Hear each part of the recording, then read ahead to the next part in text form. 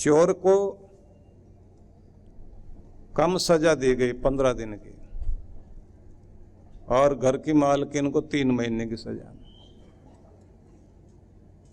अब मालकिन कहती है साहब मैंने तो चोर पकड़ाया है, इसको सजा दो ना। बोले ये चोर होकर भी, पकड़े जाने का डर सामने होने के बाद भी इसने अपने राष्ट्र को महत्व दिया, अपना राष्ट्रगान गाने में लगा रहा।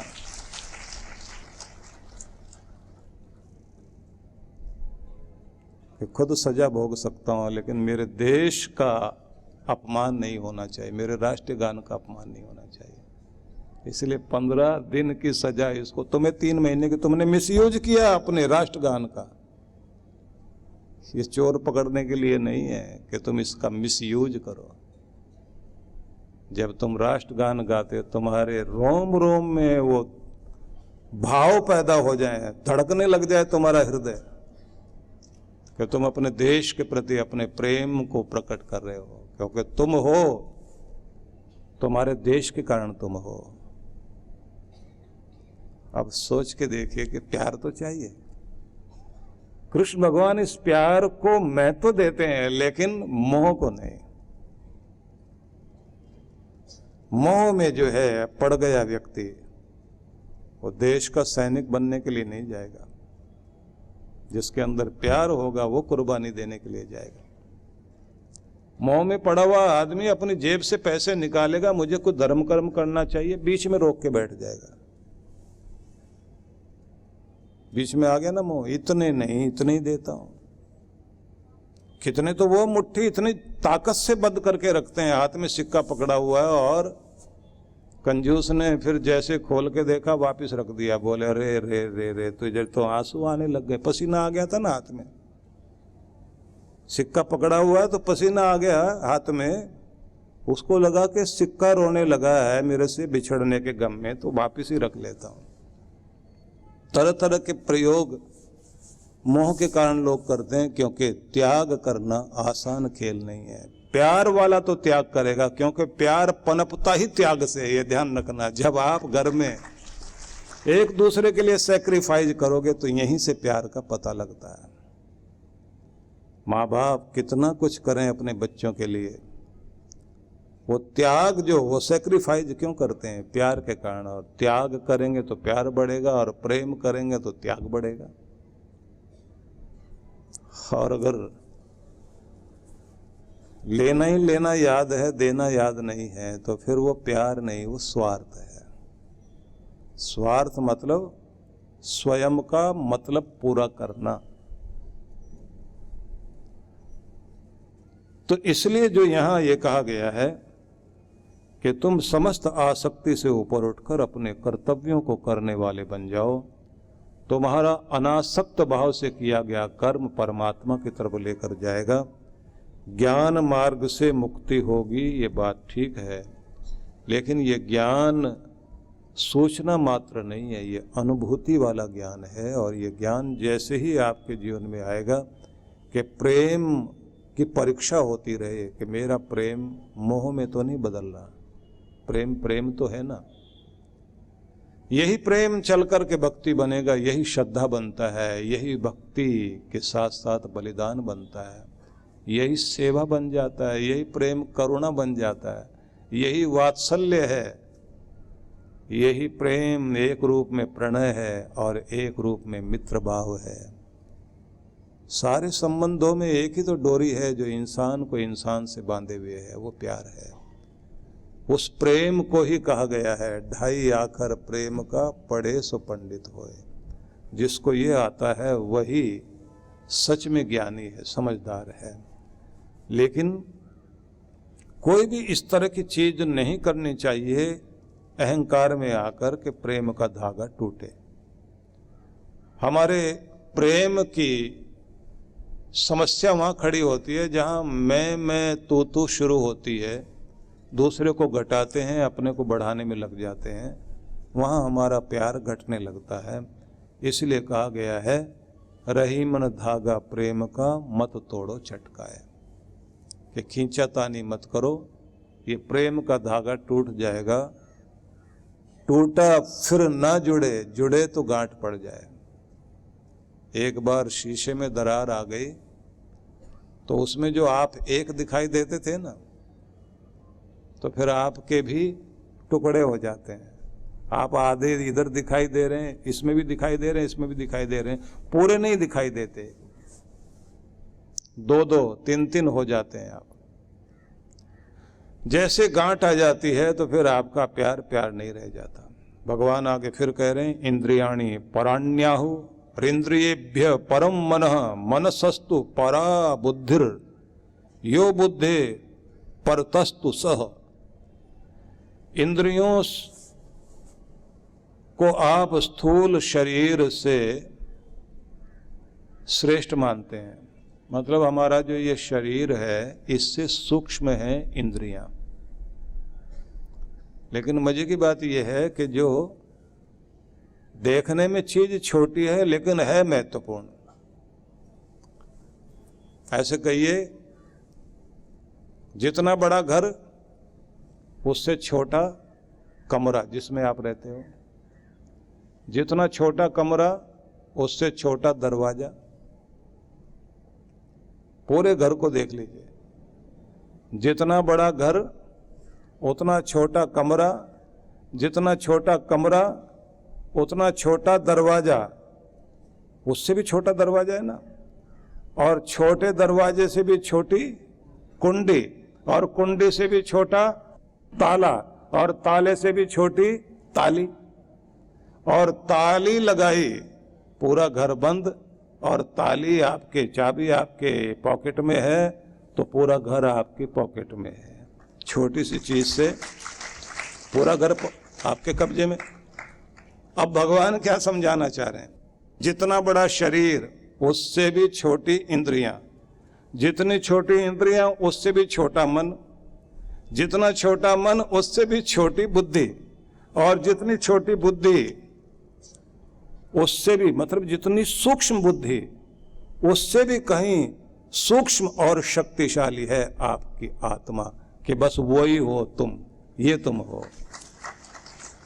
अब मैंने जो आपको एग्जाम्पल दिया उसे थोड़ा सा घुमा लीजिए, कि जितना बड़ा मकान उससे छोटा दरवाजा, जितना छोटा दरवाजा उससे छोटी कुंडी, जितनी छोटी कुंडी उससे छोटा ताला, जितना छोटा ताला उससे भी छोटी ताली। ताली को लगाया और ताला किया बंद, और ताली डाली, चाबी डाली पॉकेट में, तो पूरे घर पर आपका अधिकार। तो पूरे शरीर से भगवान कह रहे हैं, इंद्रियां छोटी सूक्ष्म, उससे भी छोटी, उससे छोटा मन, मन से छोटी बुद्धि, बुद्धि से भी छोटा मतलब सूक्ष्म आत्मा। तो जैसे किसी के हाथ में ताली है, ऐसे जिसके हाथ में उसका मन है, तो ताली हाथ में है तो आपका घर आपके कब्जे में, जिसका मन उसके हाथ में उसका पूरी दुनिया में कब्जा है, क्योंकि वो आदमी खुद का मालिक हो गया। उसी दिन आपने कब्जा जमा लिया अपने ऊपर, जिस दिन आपका मन आपके कब्जे में आ गया। और अगर मन कब्जे में नहीं आया तो फिर आपके हाथ में कुछ भी नहीं। आगे फिर एक बात और कही उन्होंने, एवं बुद्धे परम बुद्ध्वा, इस प्रकार से बुद्धि से परम को जानकर, श्रेष्ठ जानकर, बुद्धि से भी श्रेष्ठ परम को, मतलब तुम्हारा जो आत्म तत्व है उसे जानकर, और बुद्धि के द्वारा मन को वश में करके, जही शत्रु महाबाहो काम रूपम दुरासदम, तुम अपने दुर्जय शत्रु को, काम आदि शत्रु को विजय प्राप्त करते हुए दुनिया में जीने का प्रयास करो। क्योंकि अभी तक जो तुम्हें जीत कर गुलाम बनाए हुए थे, अब तुम्हें अपने आत्म संयम के द्वारा अपना स्वामी बनकर जीना है। बड़ी महत्वपूर्ण बात है। सभी के जीवन में उसकी जो आदतें होती हैं वो उस पर राज करते करते उसे अपना गुलाम बना करके जीती हैं। कितना भी बड़ा जीनियस क्यों ना हो, आदतें ही तो राज करती ना हर किसी के सिर पर चढ़कर। अच्छी आदतें जब आदमी की जिंदगी में आ जाती हैं, आती कठिनाई से हैं। हर अच्छी आदत कठिनाई से आती है, लेकिन जिंदगी को सरल बनाकर सुखदायी बन जाती है। और बुरी आदतें आसानी से आ जाती हैं, जिंदगी को कठिनाई में डालती हैं और पूरी जिंदगी रुलाती हैं। छोड़ना बड़ा मुश्किल होता है बुरी आदतों को। आदत पड़ जाए, किसी को गाली देने की, किसी को गुस्सा देने की आदत है, गुस्सा करने की, और किसी व्यक्ति को हर समय निंदा चुगली, दूसरे की कमियां निकालना, जहां गए वहीं कोई ना कोई कमी ढूंढना। महान पुरुषों ने साधारण भाषा में, संत पुरुषों ने शब्द लिखे, साधु ऐसा चाहिए जैसे सूप सुभाए। अब सरल भाषा में बताया उन्होंने, तुम सज्जन हो, तुम परमात्मा के भक्त हो, तुम धर्म की ओर चलने वाले कल्याण मार्ग के पथिक हो, तो तुम्हें क्या करना चाहिए? साधु ऐसा चाहिए जैसे सूप सुभाए। सूप समझते हैं आप लोग, छाछ भी बोलते हैं, सूप, सूपड़ा ऐसे कुछ बोलते हैं, उसका तो सूपड़ा ही साफ हो गया, ऐसे कुछ बोलते हैं ना, जिससे अनाज साफ करते हैं ना। आजकल तो पॉकेट में ही आ जाता है, सारा पैकेट में सब आता है ना, तो इसलिए पता ही नहीं लगता कि सूप भी कोई चीज होती है। सूप और छलनी, ये दो चीजें हैं। सूप पीने वाला नहीं बोल रहा हूं मैं, जो पीने वाला होता है वो भी सूप है, लेकिन जिससे आप अनाज साफ करते हैं तो उसका अपना नियम है, ऐसे उछालना पड़ता है ना अनाज को, तो जो जो भी धूल मिट्टी कूड़ा करकट उसमें होता है वो सब निकल के बाहर गिरता जाता है। छलनी का अपना नियम है। छलनी से जब आप कोई चीज छानेंगे तो छलनी क्या करती है, काम की चीज को छान के नीचे गिरा देती है और कूड़ा वूड़ा सब संभाल के अपने पास रख लेती है।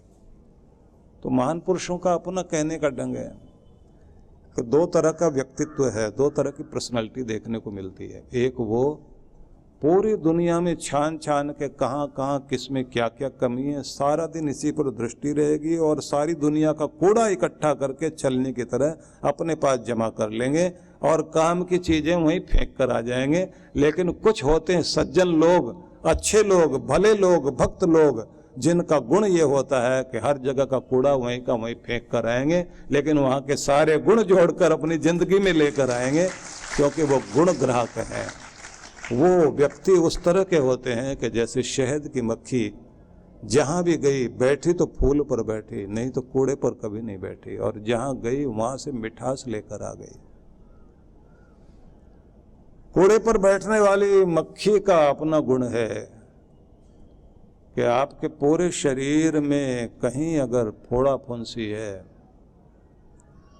गंदगी वाली कोई भी चीज दिखाई दे, ढूंढकर वहीं जाकर बैठेगी।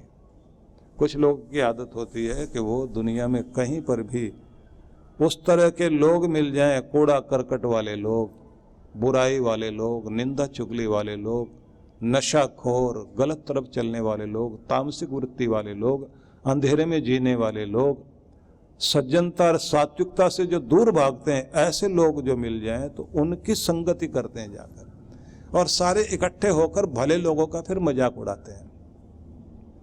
इसलिए अगर आप कुछ भी शुभ कर रहे हो तो 50 लोग आपको मिल जाएंगे जो आपकी कमियां निकालने वाले, आप पर हंसने वाले, फबती कसने वाले, टोंट कसने वाले मिल जाएंगे।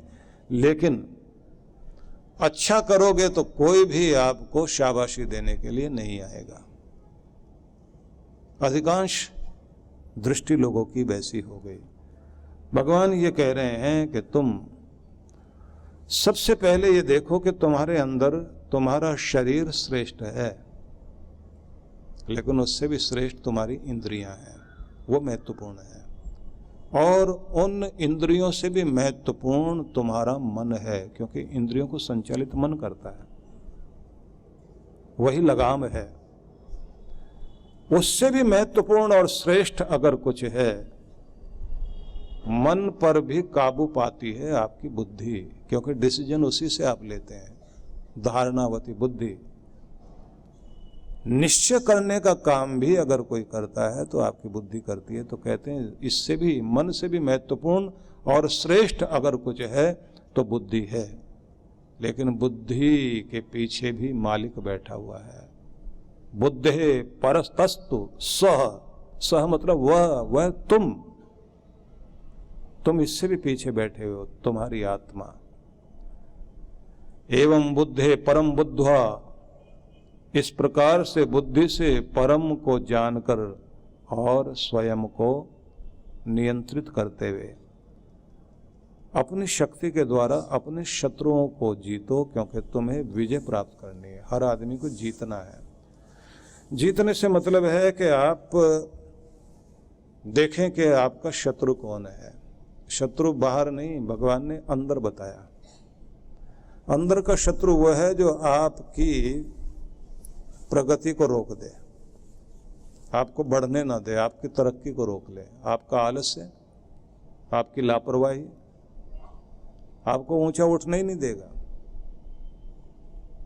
थोड़े मौसम ठंडा है, सुबह सुबह नींद बहुत अच्छी आती है, तो चादर छोड़ना आसान बात तो नहीं लगती। थोड़ा सा और सो के देख लेते हैं। ये थोड़ा सा जो है, ये थोड़ा सा आलस्य है, जो आपको ना व्यायाम करने देगा, ना सैर करने देगा, ना भक्ति करने देगा, ना कुछ अच्छा पढ़ने देगा, ना चिंतन करने देगा, ना खुद के साथ मीटिंग करने का अवसर आने देगा। वो देखने में छोटा सा जरूर लगता है, लेकिन वो इतनी बड़ी बाधा है कि उसी के कारण आज तक आप छोटे बने हुए हैं। जहां जाना चाहते थे वहां नहीं जा पाए। भगवान श्री कृष्ण ये समझाते हैं कि तुम अपने अंदर के उन शत्रुओं को पहचानो जो तुम्हारी प्रगति में बाधक बने हुए हैं और जिन पर तुम्हारा ध्यान जाता ही नहीं। एक लापरवाह जीवन, लापरवाह लोग जो है, केयरलेस लोग। अवसर आएंगे जिंदगी में जो सौभाग्य बनकर आते हैं, क्योंकि भगवान किसी के हाथ में कैश देकर, कभी भी रुपए देकर सौभाग्य नहीं देता। भगवान हमेशा ही आपका सौभाग्य आपके अवसरों के रूप में देता है। अवसरों का लाभ वही लोग लिया करते हैं जिनकी जिंदगी में न आलस्य है, न लापरवाही है, जो सतर्क और सजग और पहले से ही सावधान होकर अभ्यास करते हुए अपने आप को योग्यतम बनाकर बैठे हुए हैं। जैसे ही उनके सामने अवसर आएगा, वो अवसर उनके परम सौभाग्य में बदल जाया करता है, उनको ऊंचाई पर पहुंचा देता है। और जिन लोगों के जीवन में ये एक समस्या रहती है कि वे लोग अवसरों का लाभ ले ही नहीं पाते, क्योंकि लापरवाह हैं। उनको लगता है अवसर फिर आएगा। अवसर बार बार नहीं आया करता। इसलिए ज़्यादातर लोग जो है अच्छी जगह, अच्छे लोगों के साथ रहते रहते वहां से छुटकारा पा लेंगे, गलत जगह चले जाएंगे। समझदार आदमी अपने सही जगह को नहीं छोड़ता। समझदार आदमी अपने अवसरों का फायदा पूरा लेता है, और समझदार आदमी अवसर की प्रतीक्षा नहीं करता। वो अपने आप को तैयार करने में लगा रहता है। उसको ये पता होता है कि तुम अपनी योग्यता को विकसित करो, अवसर ने तो एक न एक दिन आ जाना है। परम पूज्य श्री सुधांशु जी महाराज एवं ध्यान गुरु डॉक्टर अर्चिका दीदी के सानिध्य में विश्व जागृति मिशन द्वारा 26 से 30 नवंबर 2024 तक श्री कृष्ण ध्यान योग का आयोजन किया जा रहा है। विश्व जागृति मिशन पिछले कई वर्षों से अलग अलग स्थानों पर ध्यान साधना शिविर आयोजित करता रहा है, जिनमें अयोध्या, मनाली, ऋषिकेश जैसे पवित्र स्थानों पर विशेष तौर पर ध्यान के शिविर लगाए जाते हैं। इन शिविरों के माध्यम से अब तक हजारों साधकों ने महाराज श्री से साधना के द्वारा अपने मन को एकाग्र कर अपनी इंद्रियों पर नियंत्रण करना सीखा। ये पहली बार है जब महाराज श्री भगवान श्री कृष्ण की नगरी में ध्यान साधना आयोजित करवाने जा रहे हैं। इस कार्यक्रम में द्वारका तीर्थ दर्शन के साथ साथ गोमती स्नान, समुद्री सैर, जप तप और ध्यान करने का भक्तों को सुनहरा अवसर प्राप्त हो रहा है। द्वारका तीर्थ में साधकों के सुखद आवास के लिए सर्व सुविधा युक्त वातानुकूलित कमरे, होटल और धर्मशालाएं आरक्षित करवाई जा रही हैं। ध्यान साधना शिविर में भाग लेने वाले साधकों के लिए स्थान सीमित हैं। जल्द ही अपना स्थान सुनिश्चित करें और अधिक जानकारी के लिए संपर्क करें।